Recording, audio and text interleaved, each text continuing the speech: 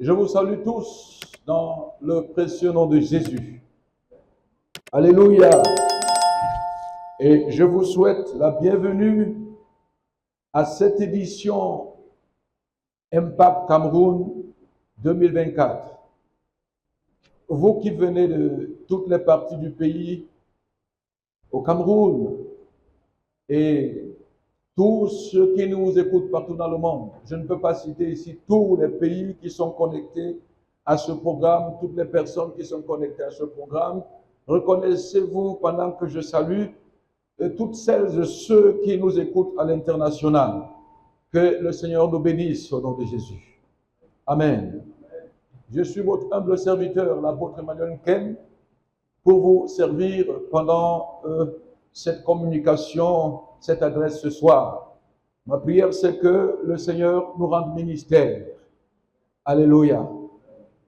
Alors, vous savez, le thème le concept Impact Cameroun est posé sur le fondement du Psaume 11, le verset 3, qui dit « Quand les fondements sont renversés, le juste, que ferait-il » Alors aujourd'hui, dans ce grand thème, nous allons aborder aujourd'hui la terre subsiste toujours.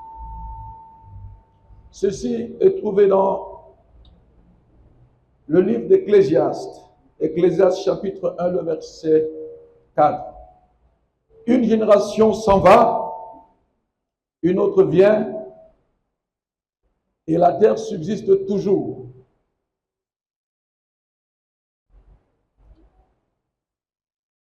Chers enfants dans le Seigneur, que la paix soit avec chacun de vous,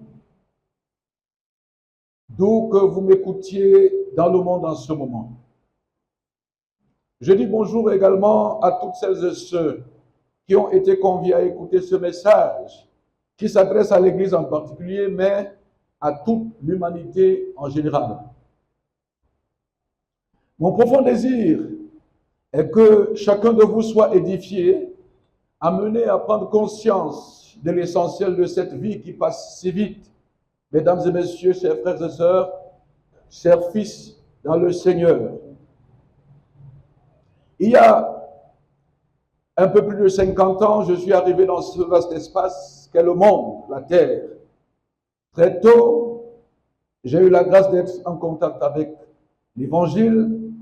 Très tôt, l'appel de Dieu m'a été adressé et par sa grâce, j'ai répondu favorablement et je me suis attelé à l'accomplissement de celui-ci. Je veux éclairer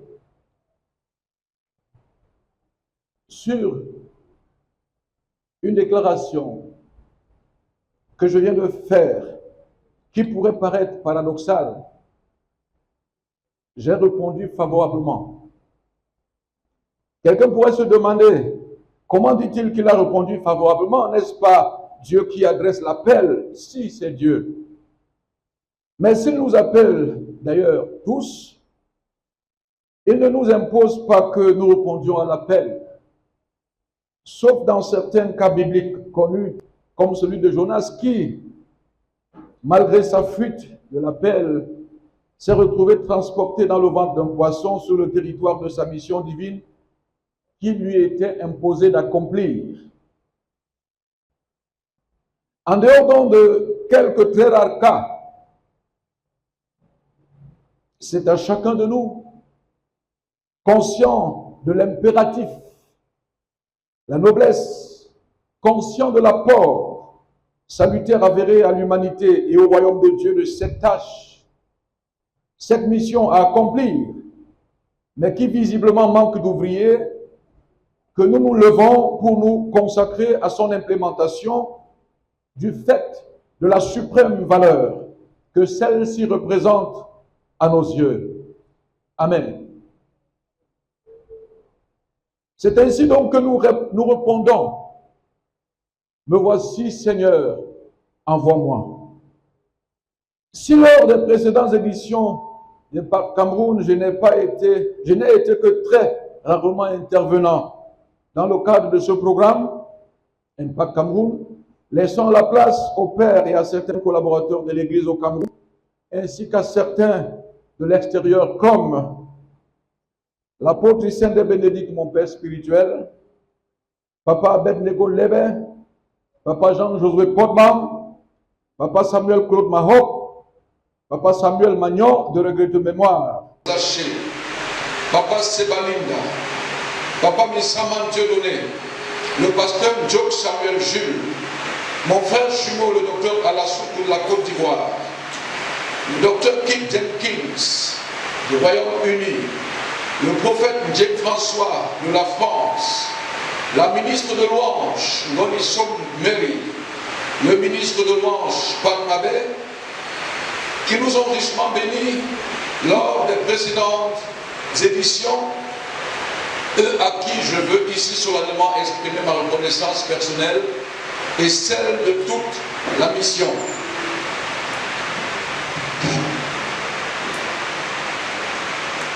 Ma prise de parole en cette année en tant que père de la mission est pour donner des recommandations particulières pour la poursuite de cette œuvre, étant donné que le temps qui s'en va ne revient plus. Alléluia. Amen. Frantz Fanon disait, je cite, chaque génération doit, dans une relative opacité, découvrir sa mission, la remplir ou la trahir. Fin de citation. Jésus-Christ est venu, il a accompli sa mission. Nous allons lire dans le livre de Jean chapitre 4, verset 34. Jésus leur dit, ma nourriture est de faire la volonté de celui qui m'a envoyé et d'accomplir son œuvre. Jésus expose ici ainsi sa mission. Et dans le livre de Jean, chapitre 19, verset 30, il dit, il est écrit, quand Jésus eut pris le vinaigre, il dit, tout est accompli.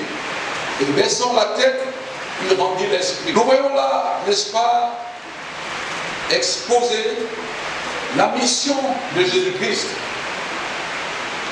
Il se lève d'approprier et il dit sa nourriture, sa raison d'être, sa mission, c'est de faire la volonté.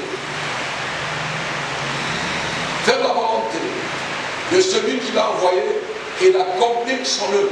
C'est ça sa mission.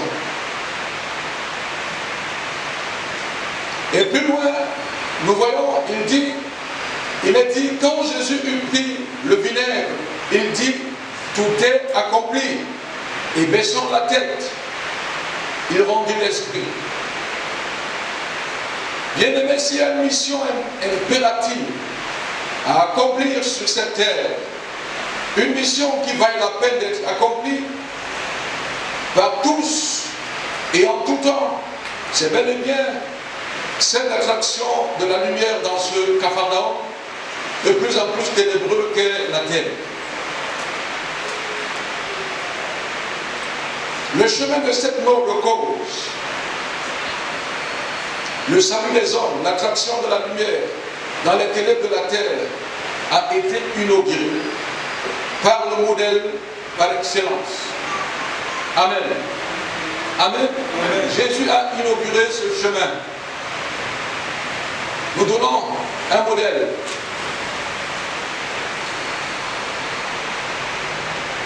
Hébreux chapitre 10, le verset 19, il est écrit, ainsi donc, frères, puisque nous avons au moyen du sang de Jésus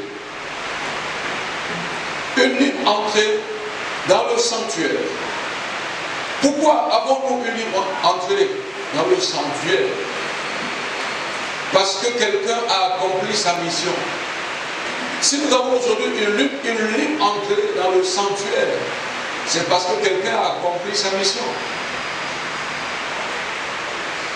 Nous ne serions pas là. Nous ne serions pas à l'église si Jésus n'avait pas accompli sa mission.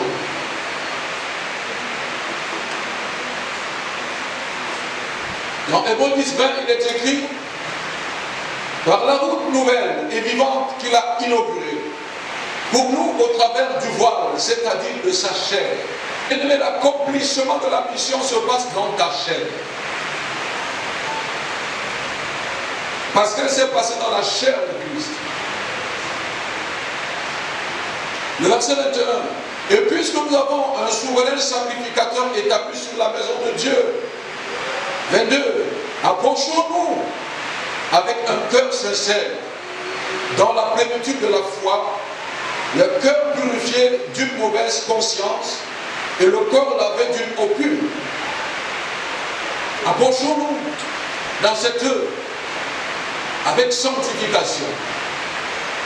Les cœurs lavés, le cœur purifié, pour emboîter le pas au premier missionnaire, Jésus-Christ, qui, au travers de sa chair, a accompli sa mission. Alléluia. Amen. Voilà la mission éternelle. La terre subsiste, elle ne bouge pas, mais les générations se suivent. Et vous savez, si une génération ne prend pas conscience, ne s'approprie pas la mission, ne l'implémente pas, cette génération sera soit un maillon faible, soit le maillon manquant, et un vide va se créer. Il est important que chaque génération s'approprie la vision, la mission, et qu'elle l'accomplisse. Une génération passe, elle s'en va, une autre génération arrive. Ainsi de suite, mais la terre, elle ne bouge pas. Elle subsiste. Alors, il faut comprendre une chose. La conviction et la vision, la compréhension de la mission en une génération ne se transmet pas tout de go à une autre génération.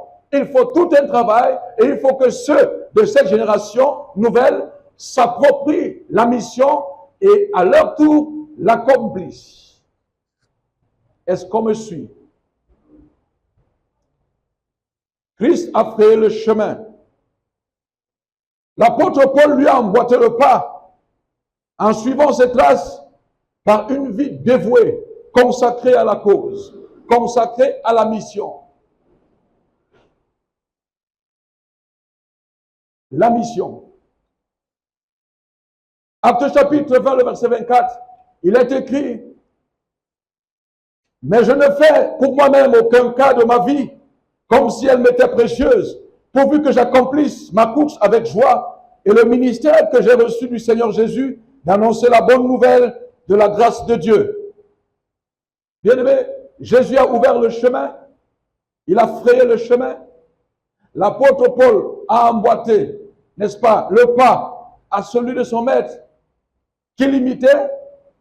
Et voilà, par la grâce de Dieu, nous avons des pères spirituels, les pères fondateurs de l'Église en Afrique et au Cameroun, qui ont fait leur temps. Alléluia. Et vous avez, vous, mes fils qui êtes assis aujourd'hui, vous avez en moi, ces 20 dernières années, eu un modèle vivant de consécration, de sacrifier pour la mission, car la mienne, je l'ai découverte, et jusqu'ici, je n'ai vécu que pour son accomplissement. Jésus a frayé le chemin. Paul a emboîté le pas. Nos pères ont suivi. J'ai saisi. Et vous voyez, et vous témoignez. S'il n'y a pas cette succession, cette prise de conscience, au fil des générations, vous allez voir, quelque chose va se passer, c'est que l'obscurité va s'abattre sur la terre. Pourquoi? Parce qu'il y a eu une faille quelque part. Parce qu'il y a une génération qui ne sait pas approprier la mission. Je me rappelle de chacun des moments que nous avons passés, vous et moi. Vous savez, très souvent, on a l'impression que c'est évident. Cher fils, mais si je me rappelle aujourd'hui, ça fait 20 ans que je conduis. Vous tous qui êtes assis, il y en a qui sont arrivés récemment, et il y en a qui sont là depuis longtemps. Je me rappelle ça, je me rappelle de ça comme si c'était hier. Parfois, nous ne prenons pas le temps de considérer le mystère de ce voyage. Nous ne nous étonnons pas face à la grâce qui nous a été accordée pour que nous continuions année après année à maintenir le même discours.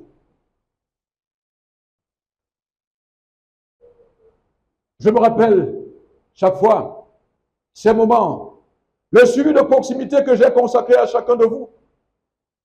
Vous qui êtes là, et celles et ceux qui sont partis, puisque pour une raison ou une autre, nous nous séparons un jour. Mais le plus important est que ce pourquoi nous nous sommes rencontrés, qu'il ait été réalisé.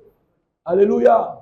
Et ma satisfaction, c'est que pendant ces années que nous avons passées, depuis le premier jour jusqu'à aujourd'hui, je n'ai pas manqué à mon devoir dans la vie de quiconque.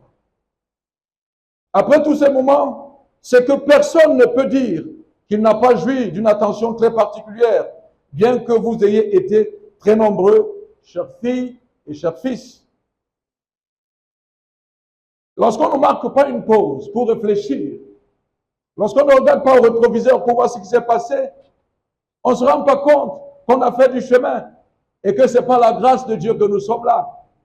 Bien-aimés, c'est un long voyage, c'est le travail, mais c'est parce que quelqu'un s'est approprié la mission. Ce n'est pas évident. Nous parlons de 20 ans. Ce n'est pas évident. Il y a des enfants qui sont nés quand je démarrais ce ministère, aujourd'hui qui sont à l'université.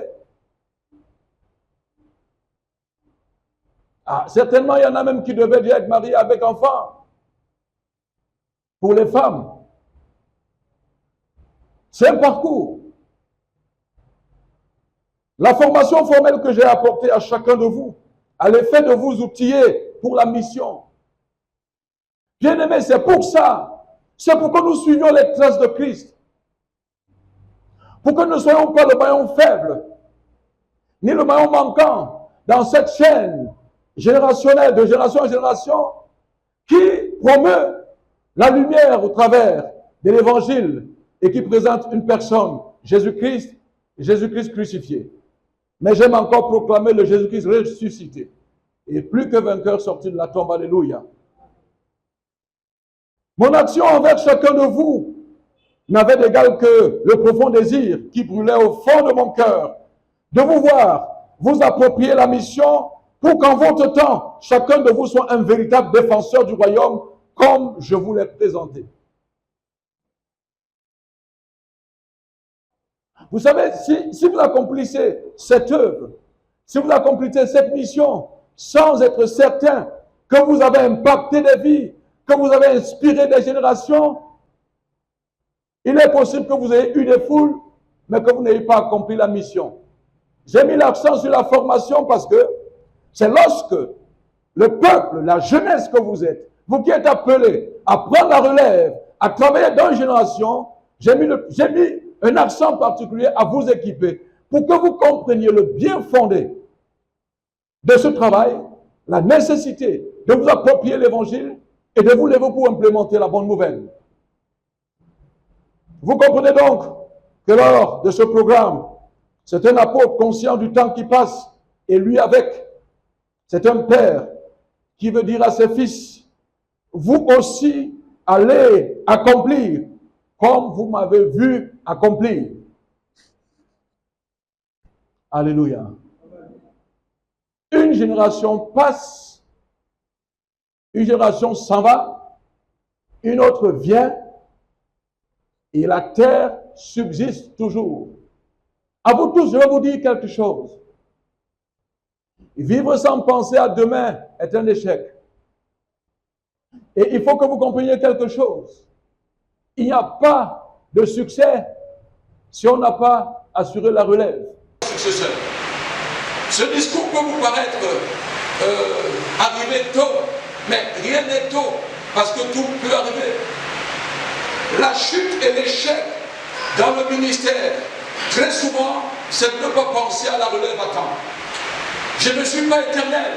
Et il est important que lorsque je vous parle, que je puisse encore avoir de l'énergie pour vous accompagner dans l'accomplissement des missions que vous allez accomplir, de vous orienter, de vous dire que c'est pas comme ça, c'est comme ça, pendant que j'ai encore la vigueur. Parce qu'il faut que, en votre temps, vous soyez mais double. Et plus que moi, parce que les enfants doivent toujours faire plus que le père. Amen. Une génération s'en va, une autre arrive, vient, mais la terre subsiste toujours. Il est important que par notre mission, notre conscience de la mission que nous avons à accomplir, qu'il n'y ait pas un temps sur la terre qui subsiste, qu'ils ne connaissent le nom de Jésus. Nous ne sommes non pas dans une aventure, nous sommes dans une œuvre sérieuse qui a pour souci l'éternité, la pérennisation de génération en génération jusqu'à ce que le Seigneur revienne. Alléluia. Amen. Bien, mais pour l'implémentation de cette importante commission que nous recommande notre Seigneur Jésus, en tant que rachetés par la grâce de Dieu, de la belle manière de vivre que nous avons hérité de nos parents, nous ne devons pas nous précipiter à la réalisation de nos penchants de la chair. En recourant à l'autorité à nous accordée par notre nouvelle identité de chrétien, comme c'est observé dans la plupart des milieux dits chrétiens, mais il est question de souscrire en toute liberté, en toute conscience, au renouvellement de notre intelligence. Cette intelligence renouvelée qui fasse partie de nous, n'est-ce pas? Tous ces oripeaux, ces vieux vêtements du vieil homme pour l'acquisition du caractère et des valeurs divines devant régir notre existence de fils de Dieu désormais. Au cours de votre parcours, en votre temps, chers fils, soyez reflets de Christ. Ne prenez pas l'autorité comme un moyen de vivre par la chair.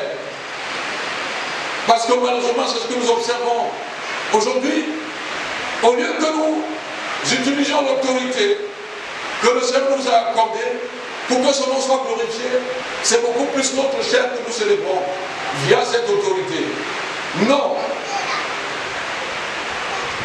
1 Pierre 1, le verset 18.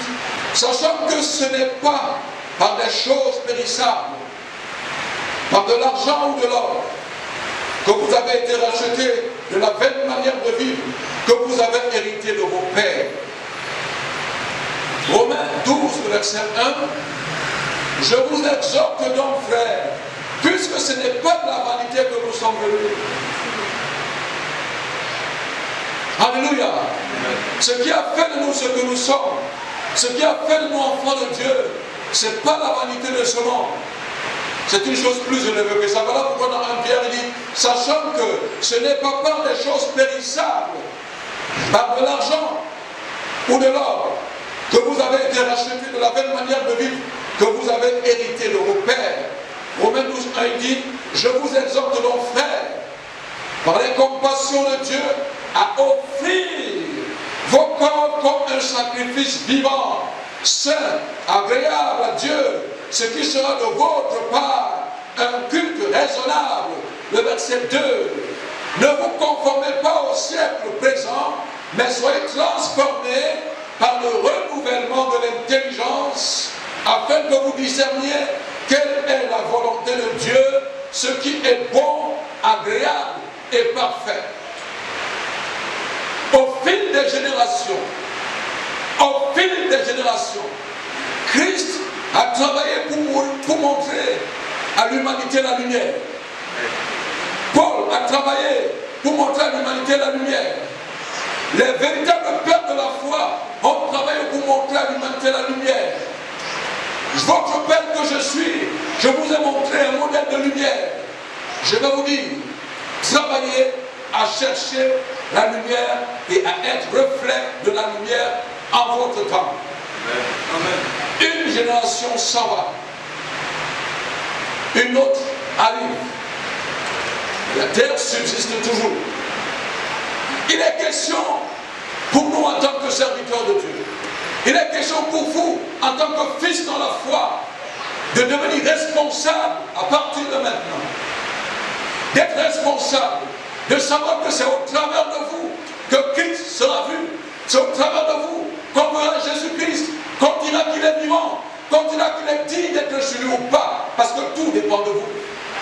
Et pour le faire, l'apôtre Paul demande que nous travaillions, nous fassions un travail, que nous quittions les pensées du monde, les vanités de ce monde, et que nous allions à l'acquisition des valeurs célestes, que nous nous les approprions et que nous les implémentions dans notre environnement, parce que c'est dans cela que nous serons donc lumière du monde et celle de la terre.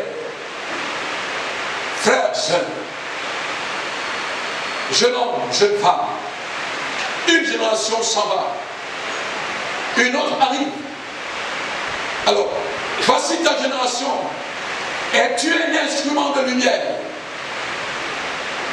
Es-tu un instrument de lumière? Est-ce que l'obscurité qui est partout, qui est visible partout, a envahi ta conscience, a envahi ton intelligence, au point que tu confonds l'intelligence du monde avec l'intelligence du royaume?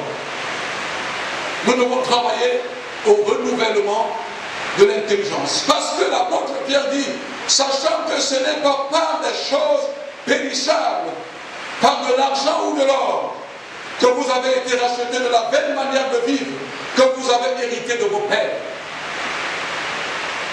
On ne vend pas le salut. Ce n'est pas par l'argent, ce n'est pas par l'or, ce n'est pas par le mérite. On a dit que quelqu'un a ouvert, il a inauguré cette voie par sa chair.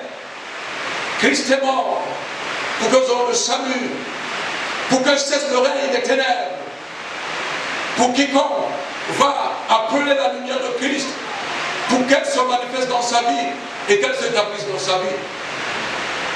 Alors il ne faut donc pas, si vous devez implémenter cette mission en votre temps, ne vous conformez pas à ce moment, à ce siècle. On n'accomplit pas la volonté de Dieu en emboîtant le pas au rythme du monde. Le monde passe et sa convoitise aussi. Mais seulement celui qui fait la volonté de Dieu, celui qui vivra, celui qui aura la vie éternelle, celui qui vivra éternellement. Alléluia. Amen. Est-ce que vous travaillez maintenant que vous recevez ce message qui vous rappelle qu'il est venu l'heure d'entrer dans votre mission, qu'il est venu l'heure de vous lever comme vous m'avez vu me lever, de passer des nuits blanches à travailler? Un serviteur de Dieu n'est pas un dormeur. Le combat est énorme, l'adversité est immense. Il faut que vous accomplissiez le plan de Dieu. Il faut que vous réalisiez en tant qu'homme dans la société. Où est-ce que vous pouvez trouver le temps pour dormir? Il n'y a pas de place pour ceux qui doivent travailler à la relève. Il n'y a pas de place pour la paresse. Il faut que même dans le domaine de la paresse, que votre intelligence soit renouvelée et que vous preniez des engagements. Alléluia. Je vais travailler. Je vais travailler pour glorifier le Seigneur. Je vais être un vase noble. Si vous n'êtes pas autonome, si vous n'êtes pas indépendant, vous ne serez jamais reflet de la gloire du royaume de Dieu.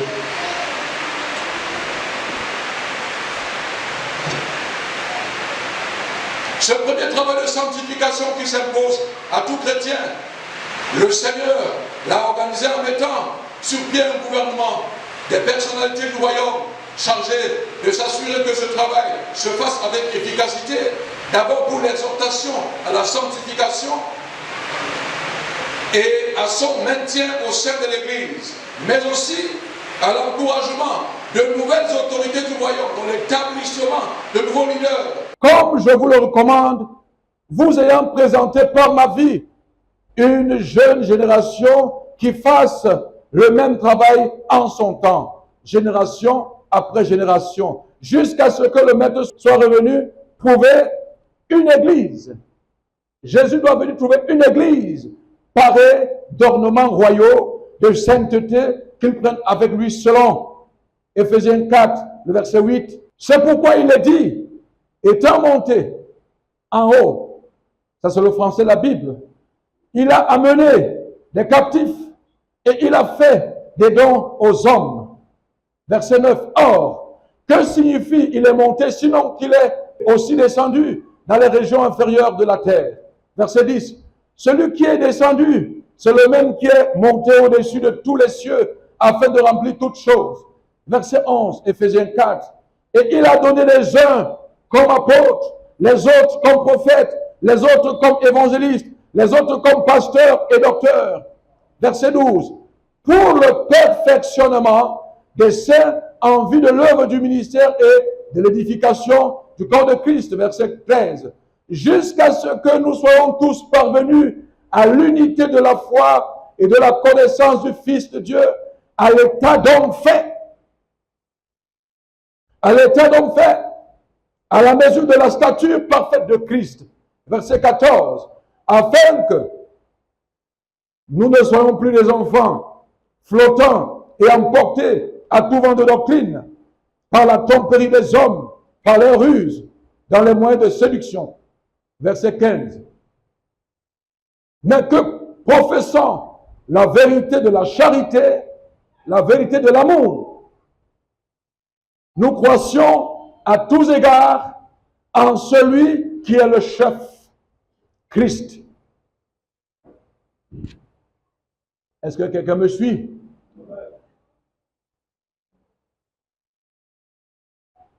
Alors, du nombre de cette nouvelle génération qui prend la relève, parce qu'une génération passe, une autre arrive, il y aura toutes ces positions ecclésiastiques, apôtres, prophètes, ainsi de suite. On dit que c'est pour parfaire les saints. Mais pour travailler à la perfection ou au perfectionnement des saints, il faut soi-même être perfectionné. Il faut soi-même être parfait. Il faut travailler à cela. Bien-aimés, prenez très au sérieux votre ministère. Prenez très au sérieux cet appel qui s'adresse à vous. Ce n'est pas en vain que Dieu a permis que vous soyez au pied d'un apôtre, que vous passiez tout ce temps et que vous appreniez toutes ces choses. Les choses n'arrivent pas aussi simplement. Écoutez-moi très bien, ça prend du temps pour faire un chrétien. Et ça, ce temps, je l'ai pris. J'ai payé le prix. Ne faites pas que ce prix ait été payé en vain. Une génération s'en va.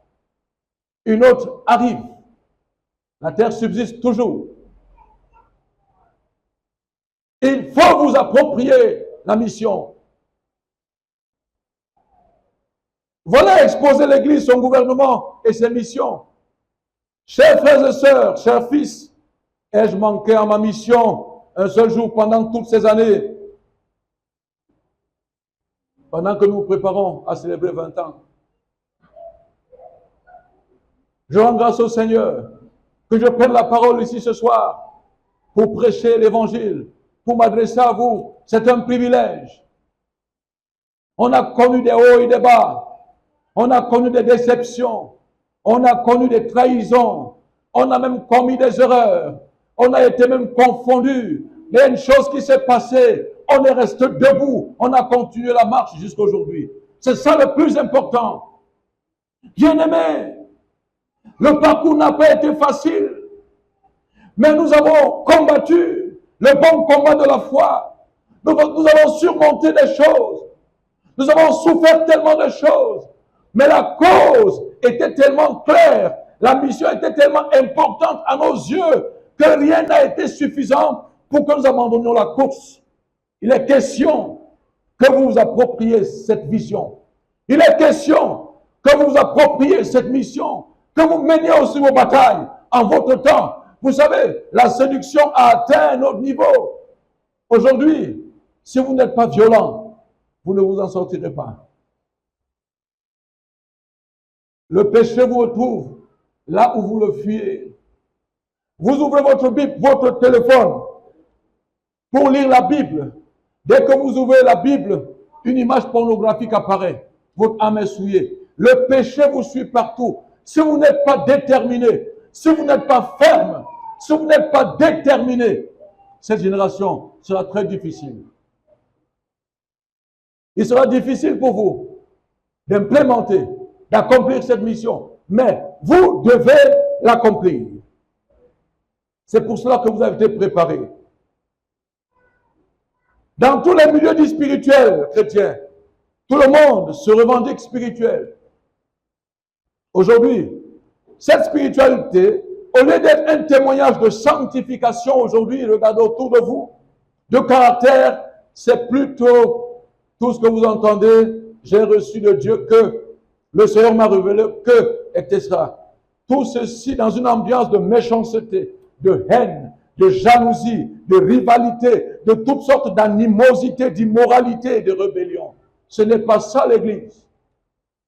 Quelqu'un dit Amen. Ce n'est pas ça l'Église. Quelqu'un dit Amen.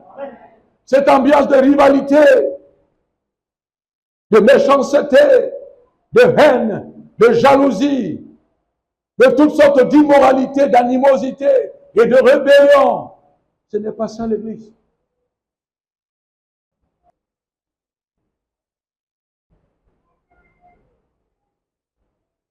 Si vous avez goûté que le Seigneur est bon, demeurez dans le Seigneur. Demeurer dans le Seigneur, ce n'est pas l'avoir sur les lèvres, c'est pratiquer radicalement sa parole. Alléluia. Alors, toutes ces prophéties, j'ai reçu que le Seigneur m'a dit que, m'a révélé, etc. Tout ceci, ça se passe dans une ambiance de méchanceté. Comment est-ce que un chrétien peut être méchant? Ça veut dire qu'il y a quelque chose qui n'a pas marché dans sa conversion ou dans sa constitution de fils de Dieu, formation de disciples. Comment peut-on retrouver la méchanceté aisément installée dans la vie d'un chrétien? Il y a un problème de formation. Il y a un problème de formation dans la vie de cet homme. Pas de formation intellectuelle, mais de formation de l'âme, de l'esprit, l'école de Dieu. La haine, la jalousie, les rivalités, toutes sortes d'immoralités, la rébellion. Bien-aimés, chers fils, pendant que je m'adresse à vous, à ce programme, lors de ce programme, qu'il n'en soit pas ainsi parmi vous. Alléluia. Qu'il n'en soit pas ainsi parmi vous. Vous êtes venus à un programme spirituel. Préparez-vous. Je sais qu'il y en a encore qui sont en chemin. Beaucoup ne sont pas encore arrivés. Je sais que beaucoup vont arriver demain. Nous avons la grâce que pendant que nous prêchons aujourd'hui, les gens peuvent nous écouter même à la maison, même dans la voiture, ainsi de suite. Ils suivent. Demain, ils seront davantage la plus nombreux. Je vous dis qu'il n'en soit pas ainsi parmi vous. Alléluia. Cette église de haine, cette église de rébellion, cette église de manque de pardon, cette église de rancune n'est pas l'église de Jésus-Christ. Bien-aimé, aucun homme n'est parfait. Tout le monde est susceptible d'erreur. Mais si ton frère t'a offensé, il faut lui accorder le pardon. Quelqu'un ne me suit pas? Si quelqu'un, ton frère, ta soeur, t'a offensé, ce qu'il convient de faire en tant que chrétien, c'est de lui accorder le pardon. Vous ne marcherez pas avec des hommes parfaits. Vous ne marcherez pas avec des hommes des saints. Tous nous sommes des rachetés de Dieu. Le Christ a donné sa vie à la croix. On s'est identifié à cette vie. On a accepté le Seigneur. Mais écoutez, c'est extraordinaire que nous puissions être aujourd'hui assis dans la maison de l'Éternel. Vous n'êtes pas entourés des parfaits. Mais ce qui fera que vous avanciez et que vous accomplissiez le plan de Dieu, c'est quoi? C'est que vous saurez marcher ensemble, vous aimant réciproquement et vous pardonnant réciproquement. Alléluia. Qu'il n'en soit pas ainsi parmi vous. La seule prophétie que je vous ai présentée, bien-aimés, à vous tous, et que je présente à tous ceux qui nous écoutent dans le monde, la prophétie, la seule que je connaisse, s'appelle la parole de Dieu.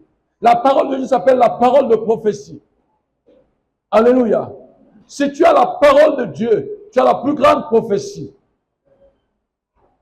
Vous savez tous comment, lorsque le Seigneur le trouve important, il m'utilise dans la prophétie et autres paroles de connaissance et de sagesse. Mais ce n'est pas un ministère de prophétie où le prophétique comme les stars de l'heure l'ont baptisé. Ils vous disent, nous entrons dans le prophétique. Les gens ont 4 heures, ils sont rassemblés pendant 4 heures et ils sont dans le prophétique. Le prophétique. On vous dit ce que vous ferez demain. On vous dit ce que vous aurez demain. Ainsi de suite, chers fils. Si le peuple de Dieu est considéré comme les bébés spirituels, pensez-vous que c'est à force de leur dire, tu vas voyager, tu vas te marier, tu seras milliardaire, tu seras nommé à tel ou à tel autre poste. C'est à force de leur dire ça qu'ils vont devenir les fils de Dieu. Toutes choses qui ne sont que les vanités de ce monde, sans donner à ces bébés la nourriture pour la croissance, que pensez-vous que ces bébés vont devenir? Vous pouvez avoir un enfant parce que vous avez des projets, vous l'aimez. Nous avons la parole de Dieu qui dit, la vie et la mort sont au pouvoir de la langue. C'est normal qu'un parent dise à son enfant, tu seras bien demain, tu seras un grand demain, ainsi de suite. Mais ça, c'est pas le nourrir. Ça, c'est dire des choses dans sa vie. Lorsque vous avez dit toutes ces choses, frères, dans l'église, nourrissez le peuple de Dieu. Ne passez pas le temps dans le prophétique. Ne passez pas le temps dans le prophétique.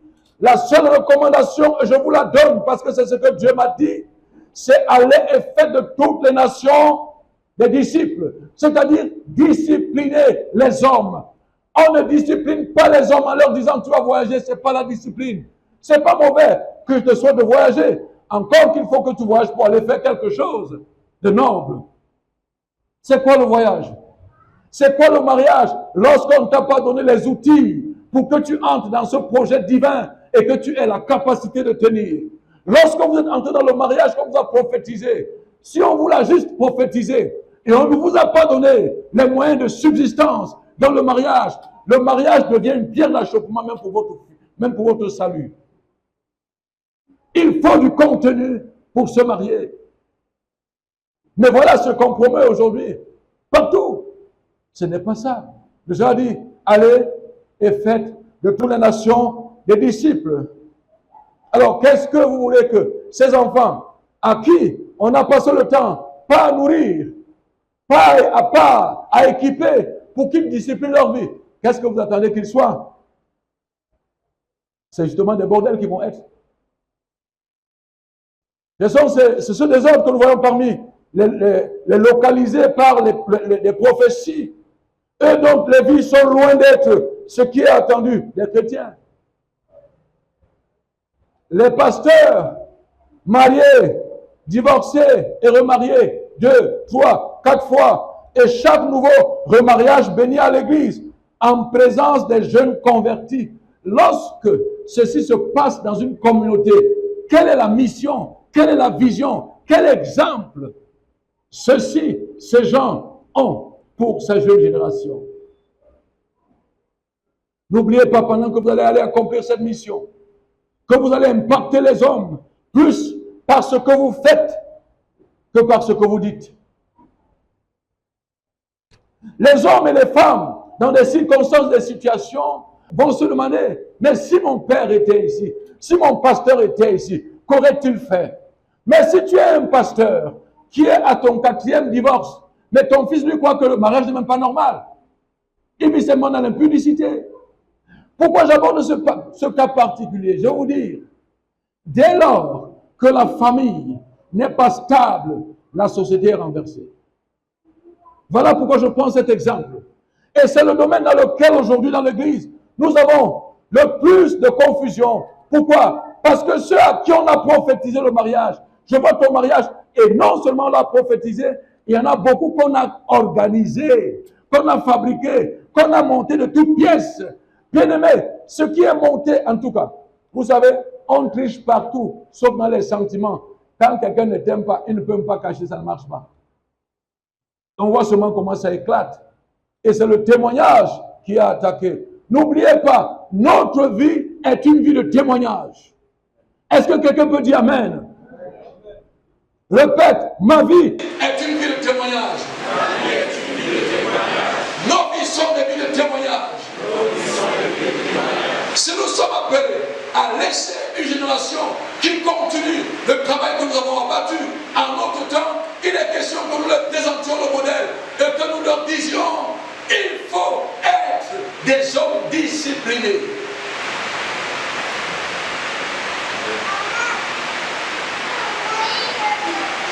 Les localisés vivent sans souci dans les adultères. Aujourd'hui, l'adultère n'est plus un problème. Aujourd'hui, on n'évoque même plus la virginité dans l'église. Vous n'entendrez plus parler de virginité. Pourtant, c'était une marque de distinction chez les saints. Pourquoi? Parce que le leadership de l'église n'a pas lui-même été moulé selon le plan de Dieu, n'a pas accepté les codes de la discipline, ne vit pas dans la discipline. Et ça affecte le peuple. Ce n'est pas la faute du peuple. L'apôtre Paul pouvait dire, soyez mes imitateurs, parce qu'il savait qu'il était le modèle.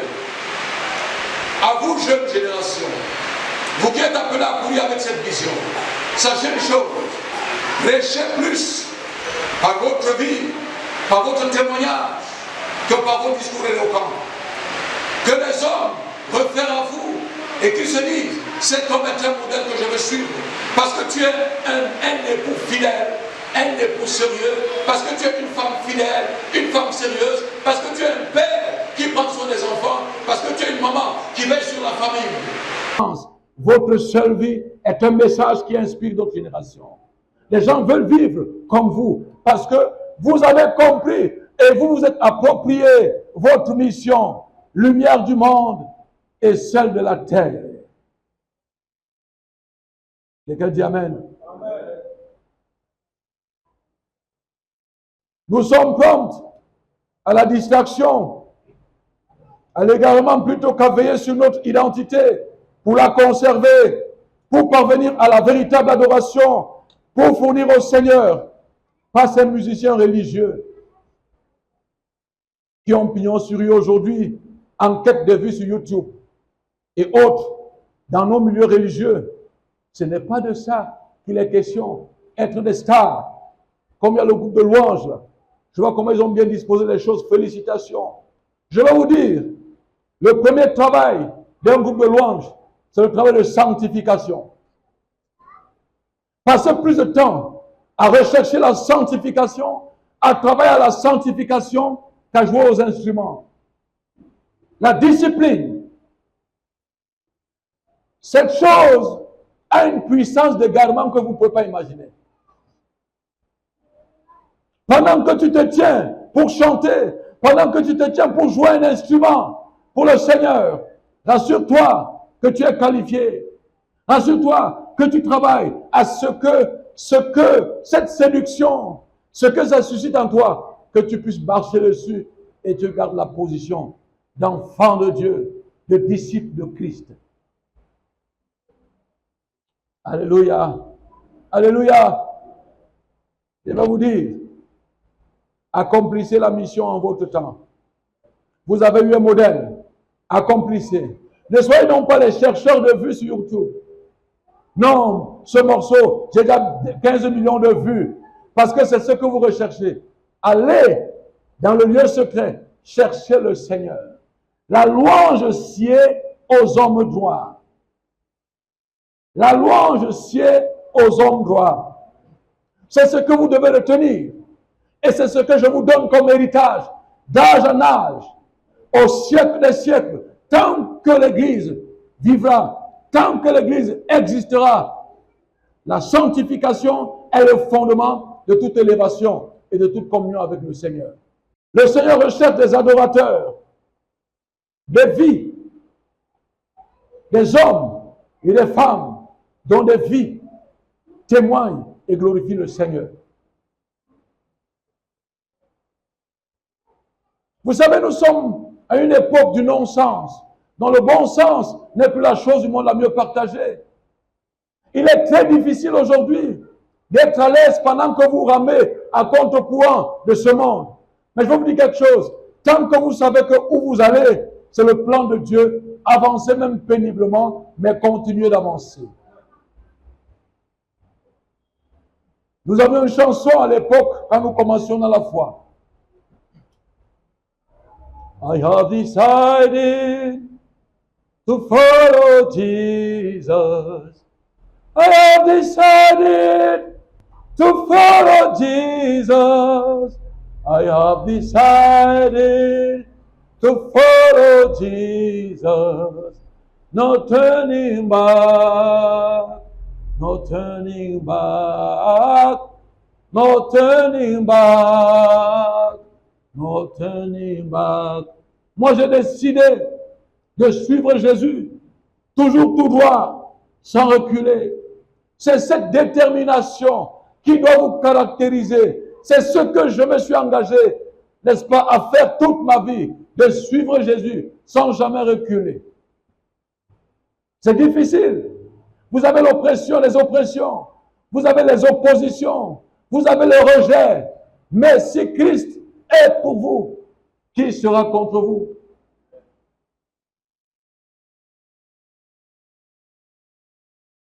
Jean 4, verset 23, il est écrit, mais l'heure vient, et elle est déjà venue, où les vrais adorateurs adoreront le Père en esprit et en vérité, car ce sont là les adorateurs que le Père demande.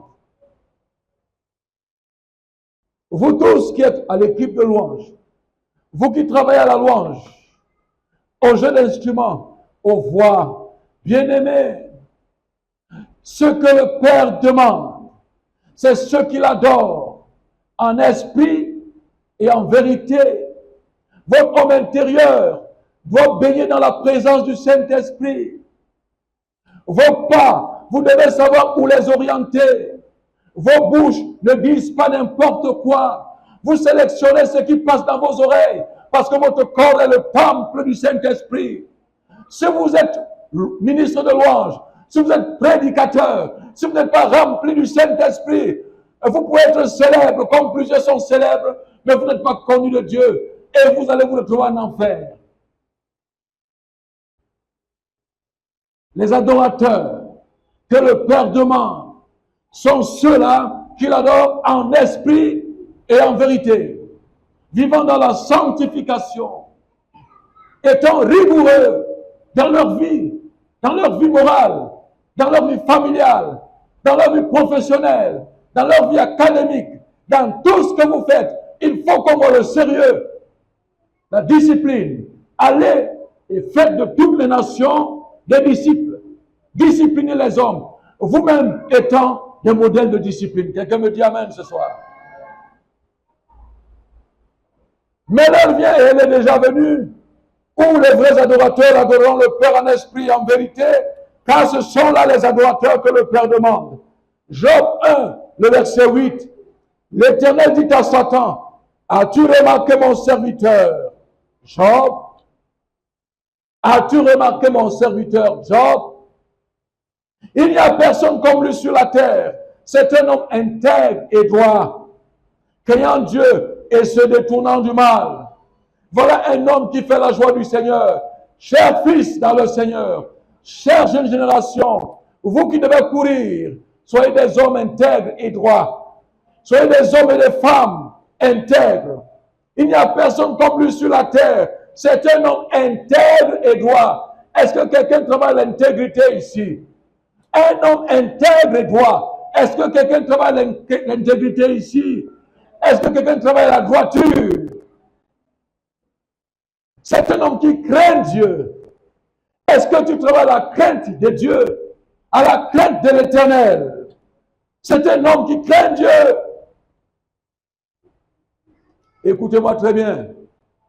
Pendant que dans son chemin, il y a les propositions du mal, Dieu dit à Satan, cet homme-là, lorsqu'il arrive là où on lui propose le mal, il se détourne du mal. Se détournant du mal. C'est un homme intègre et droit. C'est un homme intègre et droit. Et dit, il n'y a personne comme lui sur la terre. Il n'y a personne comme lui sur la terre. En ton temps, sois cet homme qui n'a pas son pareil sur la terre. Parce que tu vis avec le Seigneur. Quelqu'un n'a pas dit Amen. Il n'y a pas son pareil sur la terre. Il n'y a personne comme lui sur la terre. Vous savez, il y a un homme qui m'a marqué dans la Bible. Il s'appelle Noé. Alléluia. Dieu a décidé de détruire le monde. Il a décidé de détruire le monde parce que le péché avait atteint un niveau tel que la seule chose qu'on pouvait faire, c'était d'éliminer, de balayer ce monde-là. Et la Bible déclare quand même que dans tout ce monde-là, il y a quelqu'un qui s'est distingué. Même lorsque la terre est remplie d'immoralité et d'immondice, il y a des hommes qui se distinguent. Il y a des hommes qui se distinguent. Je voudrais aujourd'hui que vous gardiez ceci. Comparaison n'est pas raison. Amen. Ce n'est pas parce que ta cousine a fait que tu vas faire. Ce n'est pas parce que ton frère a fait que tu vas faire. Fais tout selon le modèle de la parole de Dieu. Fais tout selon le modèle de la parole de Dieu. Que la parole de Dieu soit ton repère. Si tu ne fais pas selon la parole de Dieu, rassure-toi. La Bible déclare une chose. Ne vous y trompez pas. On ne se moque pas de Dieu. Ce qu'un homme aura semé, il le moissonnera aussi. Ainsi, ce soir, ma prière, c'est que tous ceux qui font des efforts pour être agréables à Dieu, que Dieu fasse un miracle ce jour dans leur vie. Au nom de Jésus. Ceux qui font des efforts, qui veulent marcher dans la droiture, selon la vérité, que Dieu se souvienne de son peuple au nom de Jésus. La personne comme lui sur la terre, c'est un homme intègre et droit, craignant Dieu et se détournant du mal.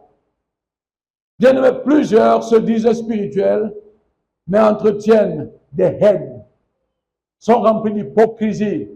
Il n'y a pas de spiritualité authentique en Jésus qui s'accompagne de l'hypocrisie. Ça ne marche pas. C'est la sorcellerie. Alléluia. 1 Corinthiens 3, le verset 1. Verset 1. Pour moi, frère, ce n'est pas comme à des hommes spirituels que j'ai pu vous parler, mais comme à des hommes charnels, comme à des enfants en Christ. Verset 2. Je vous ai donné du lait, non de la nourriture solide, car vous ne pouviez pas la supporter, et vous ne le pouvez pas même à présent, parce que vous êtes encore charnel. Le verset 3. En effet, puisqu'il y a parmi vous de la jalousie, bien aimé, la jalousie. Il y en a encore qui sont jaloux parmi nous ici. Il y en a encore parmi vous qui sont dans la jalousie. Puisqu'en effet, il y a parmi vous de la jalousie et des disputes, n'êtes-vous pas charnel et ne marchez-vous pas selon l'homme, selon la chair? 1 Corinthiens 4, le verset 15. Car vous auriez 10 mètres en Christ. Car quand vous auriez 10 mètres en Christ, vous n'avez cependant pas plusieurs pères, puisque c'est moi qui vous ai engendré en Jésus-Christ par l'Évangile. Il me revient à moi de vous parler.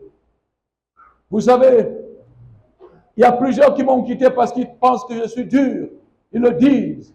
Mais bien aimé, en courant dans le monde, je sais que vous m'écoutez quelque part. En courant dans le monde, est-ce que vous avez compris un jour qu'il viendrait un jour où marcher dans le faux vous conduira dans la victoire? Ça ne marche pas.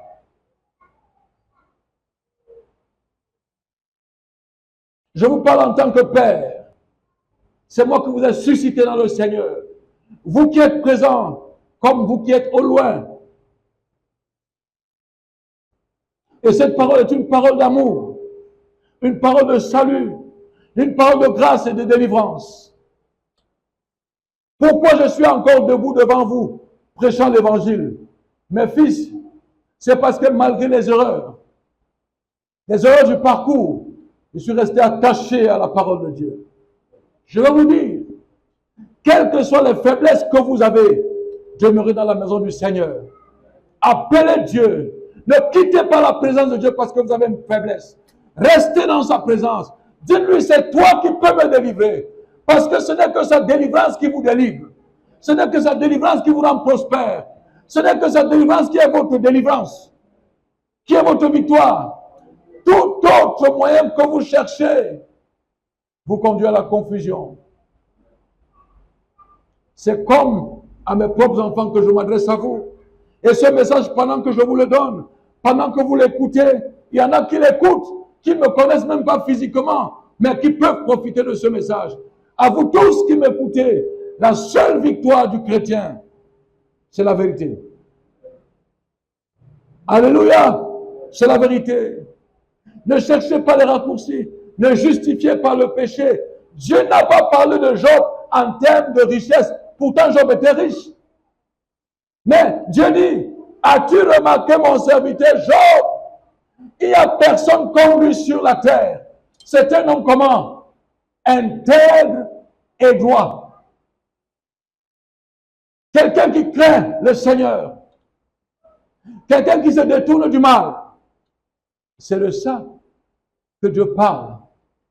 Ta tricherie, ta manipulation, ta corruption, pour paraître aux hommes, pour paraître aux yeux des hommes, ne te fais pas paraître aux yeux de Dieu. Parce qu'il ne parle pas de toi. Il ne te mentionne pas. Il y a une chose, bien-aimé, nous finirons tous par rencontrer le Seigneur et nous aurons obligation de compte rendu. Que diras-tu lorsque tu rencontreras le Seigneur?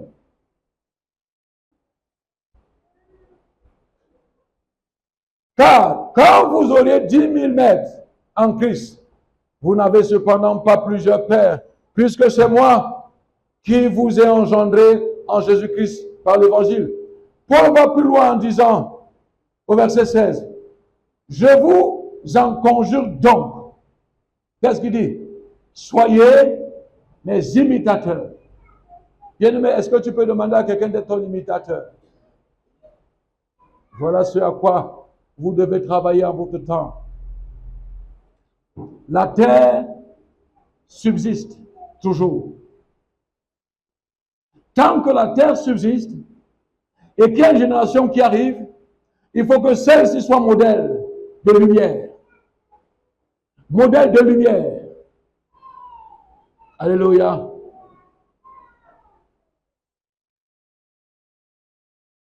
S'il arrivait qu'un sacrificateur confonde cette attitude de respect qu'il inspire par sa consécration dans la vie de ses ouailles avec sa substitution au Père de nous tous, à qui soit au siècle des siècles la louange, celui-ci s'attirerait par cette prétention inévitablement la malédiction.